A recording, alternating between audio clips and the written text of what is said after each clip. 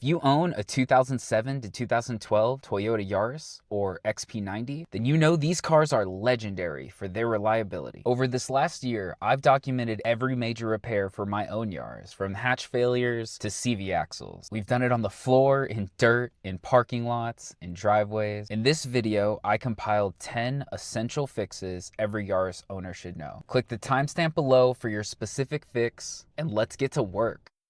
CV axle. Is the part number? In this video, we're going to use these tools. First, start by removing the axle nut. You can use a 32mm deep socket. Take it off. What I've seen people doing is they'll take off these two bolts, and then that will allow this whole mechanism to slide forward. It's a good idea to take some time and PB blast everything. To remove the 2 knuckle bolts, you'll take out your 18mm wrench and your 15mm socket, using the wrench to hold and the socket to remove. Yeah, okay, it's gonna move out.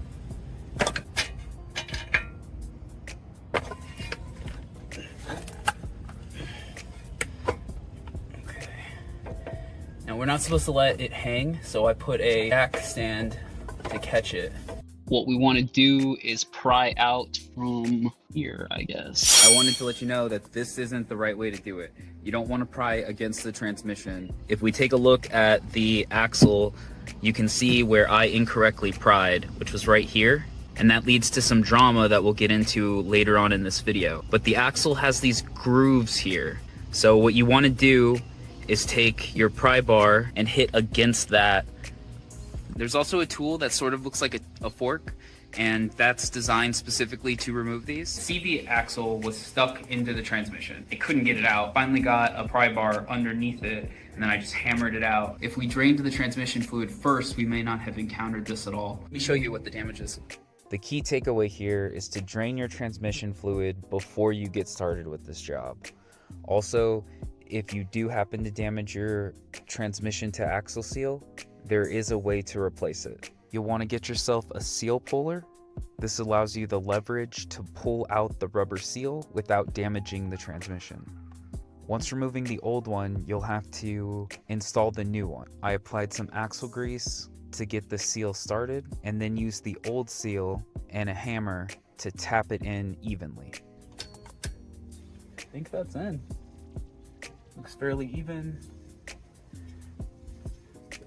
From here, use your jack stand to help give yourself support. Angle the axle as straight as you can into the transmission and try to aim a little above the hole, ensuring that the ABS pin is facing down.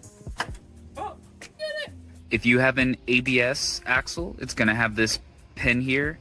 If the opening is towards the bottom, it makes it much easier to slip in. The hole's here, and we kept hitting it like this, and then there's a little O-ring clip.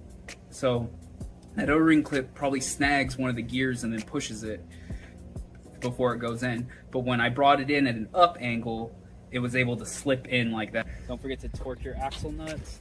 Mine was 165 pounds. And then you also have this retainer you're supposed to bend in with a chisel. So we're using royal purple because the C50 in the Yaris has brass synchros. Max gear is non-corrosive to soft yellow metals, bronze, brass, and copper. When refilling the transmission, I used a transmission refilling pump. There are 2 points on the transmission, one low point, that's the drain plug, and one high point, that's the fill plug. I kept pouring fluid in until a little started coming out of the fill plug. Accessory belt. That's the new part. Once you're inside the bay, you want to locate the accessory belt. It's going to be the one connected to the alternator. You're going to have a tensioning mechanism. This is what allows the belt to be tightened or loosened. Before we go taking everything apart, let's do a couple of things. Let's mark our tensioner. The reason we're marking this is so we can have roughly the same tension on our new belt. Map out the routing for our belt. The belt wraps underneath this pulley over the compressor, AC compressor. then down, I guess the crank, the alternator going down around the crank pulley. So we're gonna draw a diagram of it. You have your alternator, and then you have your crank, then you have your compressor, then you have your like in between pulley. So the alternator goes around the crank, then under the compressor, over the alternator, over the pulley, the idle pulley, up to the alternator. So that would be our route. And loosen the tensioner with a 12 mil. So that's loose. Push the alternator forward. Gonna kind of slide forward once you apply some pressure. Now the belt should be loose enough to take off.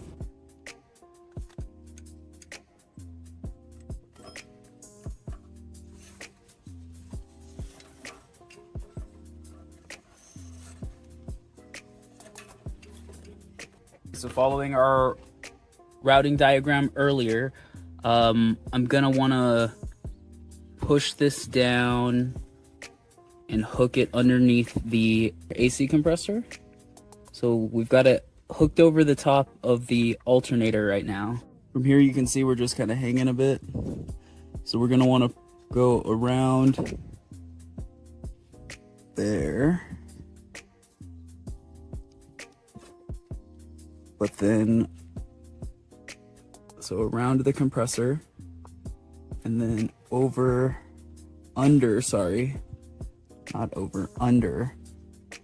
the water pump is what we learned this one was. So yeah, once you're there, make sure all the grooves are lined up. You can feel around the top. Now we're left with a little slack here at the alternator that should snap in. From this angle you can see that we wrap around the water pump. Crowbar, wedge it between the alternator and then just kind of wiggle it forward a bit. And your goal is to line up your dot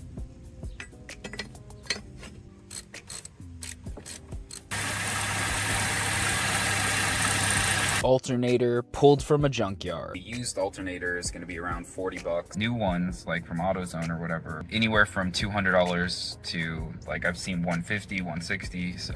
We're just going to pull this one. So you've got a 12 mil here. Once this bolt is out, then you have an adjustment nut down here that is 14 mil. That's like what? It's like a pretty long bolt, so I think you just loosen it and then undo it by hand. When you try to pull the bolt out at the bottom one, you're gonna have this bracket that's in the way. So you kind of have to remove that bolt. Like slide the bracket to the side, and then that will allow you to pull the alternator, like support bolt all the way out. So once you loosen it, you can just kind of yank on it till it comes out. And that's the alternator. So before I take this bolt off, I'm gonna mark it so we know where it should be again.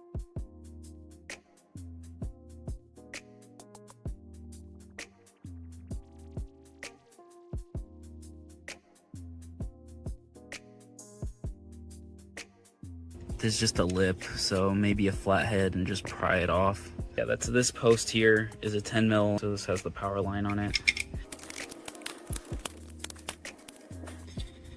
It just won't give up. Oh, okay, well, that's one way to do it. So the nut that this is attached to is a 10 mil. Because we got hit, this is kind of warped a bit, so we have to kind of maneuver this back and forth until we got the bolt to catch. And now that that's catching, it's just doing everything back in reverse. We'll put the adjuster slide back on, we'll line it up with our marking, that one there. All right, yeah, looks like the battery light is off now. The coolant. So here we have a really big thing, these things. So it's not gonna fit under our lowered car, so we're gonna lift the car up. And I know it's super windy, so I apologize. We have it off the ground and secured off jack stands. We're going to push our coolant catcher there. And then we're gonna undo this. You see this screw here? That is the drain plug. So when we pull this out, all the coolant should start to come out. And as you can see, it is. Never supposed to open this when the engine's hot. And we have been driving it around, but the system should be depressurized by now. So hopefully nothing bad happens.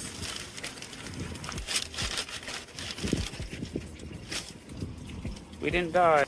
So these cars take 1 1/4 gallons. So what I'm gonna do is run 1 gallon of distilled water through that, and that should help flush it out. And then we'll use the distilled water gallon jug to mix our concentrate. Gallons here, we have a concentrate and a thing. This should produce 2 gallons, but obviously we only need 1 gallon and a quarter.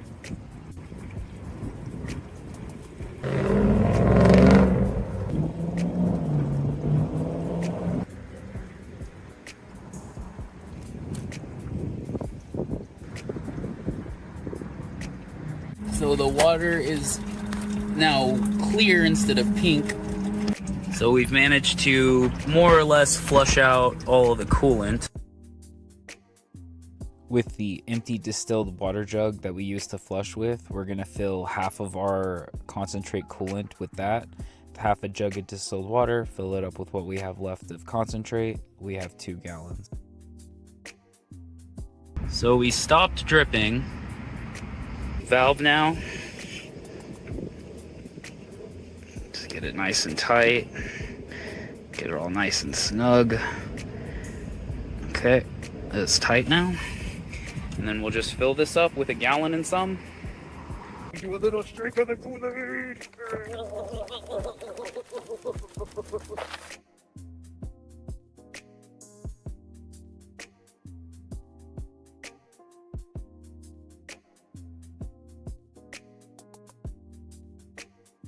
And that's it. Just fill it up with the new stuff and you're good to go.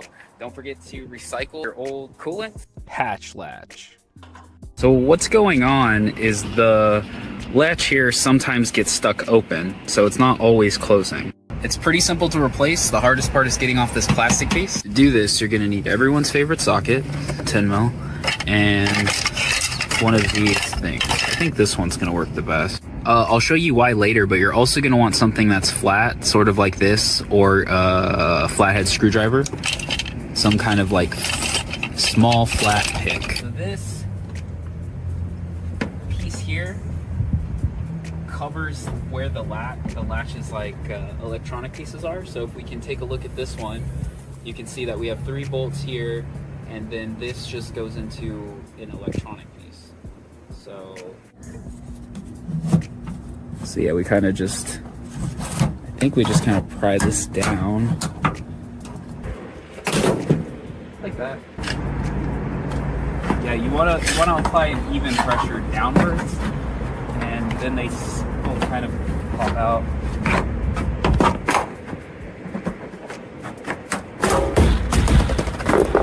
So remove these bolts. Okay, so now that we have the bolts out, we just need to remove the electrical piece, and then I'll show you what we needed the flat thing for. This clip here, it has little points for it to come in, so you have to use this to get between it and pry it out, you see?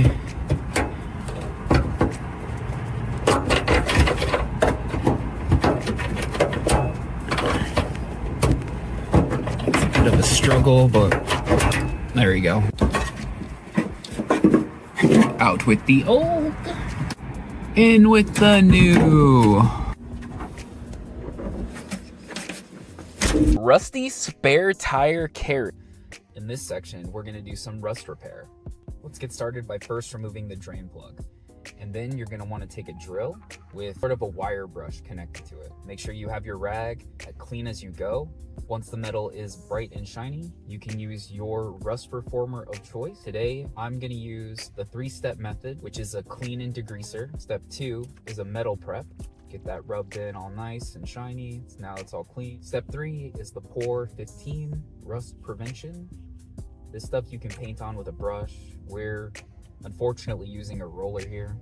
Once you get the area nice and covered with your Pour 15 or rust reformer of choice, have some fun and hit it with a nice cool color. We decided to go with gold because Didi, our 2007 Toyota Yaris, has a heart of gold. Here you can see it was really rusted up before, really disgusting, and now it's beautiful, lovely, and shiny, and we can know that the bottom won't fall out on us. Back seat removal. We ran into some issues. So to remove the back seat, you're gonna have to take off like 4-ish bolts. You have one here, and then you have one there. These are 14 millimeter. After those 2 bolts, you have 2 more underneath the seat. Underneath the seat, there are plastic clips that hold it in. You have to pull up and press in on the tabs, and then it will release.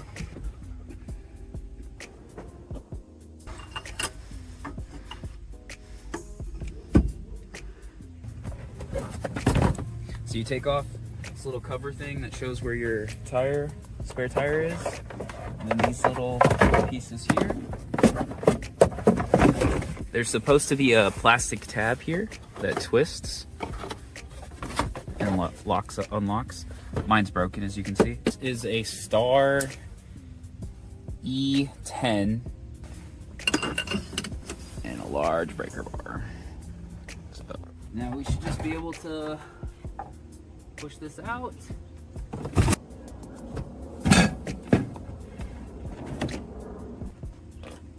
Decent weight reduction. We're gonna remove the door card. The biggest pain is getting off the manual window if you have one. This job you're gonna want a few tools. You need some thin thing to pry it up and like a flathead screwdriver, probably even smaller than this. What's going on is there's a snap ring around the gears that are holding the handle to the door, and you have to unsnap that ring in order to get it to unlock. It's difficult to see it as well. So there's the snap ring, I believe. That piece of metal. So we're gonna try to get that off.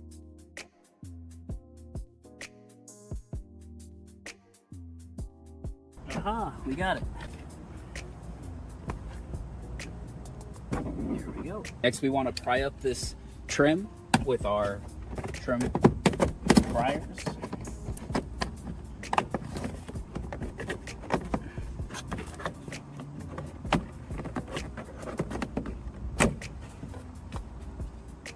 Yeah, you kind of want to be a little careful so you don't break your clips.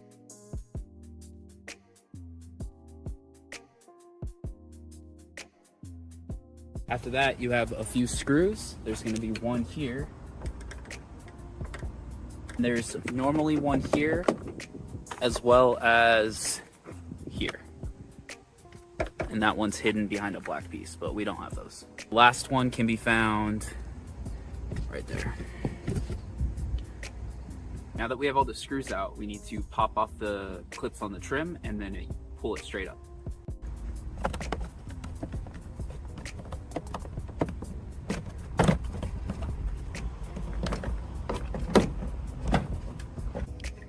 If you'd like to remove this, there are 2 clips here that hold them together. It just pops up through there, and then there's a ball joint in that. Front brake rotor. Here are the tools you need. Once the caliper bracket is off, the rotor will pull out. If the rotor's stuck, you'll need to push a bolt through here. A tip I learned from Edge Knight is to turn the wheel so that way you have better access to the caliper. Just have 2 14 mil bolts holding it in. So that's actually the caliper. Okay, once the bracket bolts are out, you're gonna wanna take off the bracket. You can see it's already kind of separated.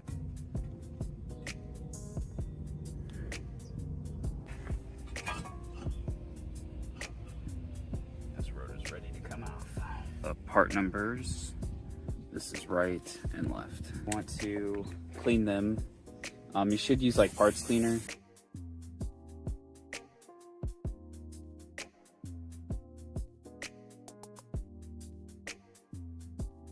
Brake fluid location. As you can see, the brake fluid reservoir is down here, and you have this weird thing in the way. What you'll want to do is pull up on the weather stripping until you can find out where each clip is, and then just put your finger under and pop up.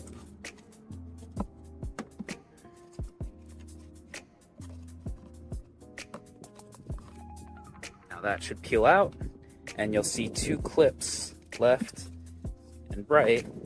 Push them in and pull them up. Then after a little bit of yanking, it'll come out. Now you have full access to your reservoir. Hey, thanks for hanging out with me today while we explored 10 essential fixes for your 2007 to 2012 Toyota Yaris. Hopefully these will help keep you on the road for another 200,000 miles. I aim to inspire and unlock your inner self-learner. So if you learned something, please hit the subscribe button. If you want to see more videos on how to fix your car, check this out. Otherwise, I'll see you next time.